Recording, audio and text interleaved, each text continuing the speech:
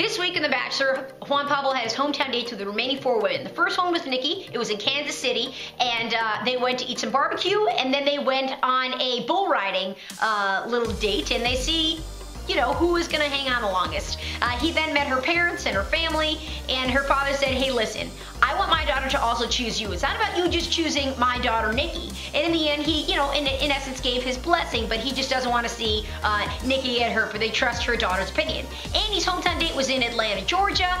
She took him to a shooting range and wanted to see him get the bullseye before she brought him home to her family. Her dad was really intense. He said that, hey, listen, if you're asking for my daughter's hand in marriage, I really want you to be all about my one daughter, not be dating 3 other girls. So really ask me that question when you're all about my daughter, Andy. And he was right. Juan Pablo did have some good one-on-one time with Andy's mother. They got some lightheartedness with salsa dancing with Juan Pablo and Andy, and that was cute.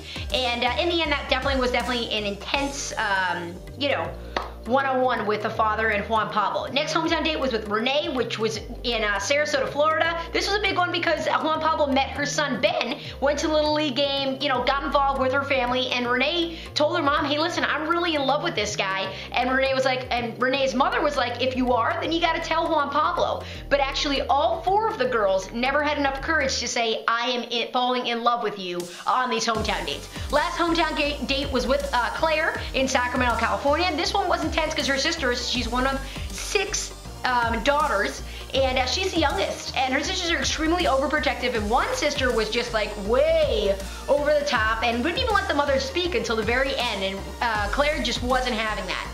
Obviously, in the end, things calmed down and things were okay. Now, unfortunately, Renee ended up getting sent home, which is really sad because she's totally ready to find love and wants a father for her son Ben, but she was ended up in the limo alone, which was kind of sad. Tomorrow night on the overnight dates definitely gets intense, and I feel like when you know, some heat happens between Juan Pablo and Andy, I feel like he says, hey, listen, if Charlene was still around, Andy wouldn't have gotten that overnight date, which I truly think is the case. So it'll be interesting to see what goes down. There's a lot of tears. What are your thoughts? Were you sad to see Renee go home?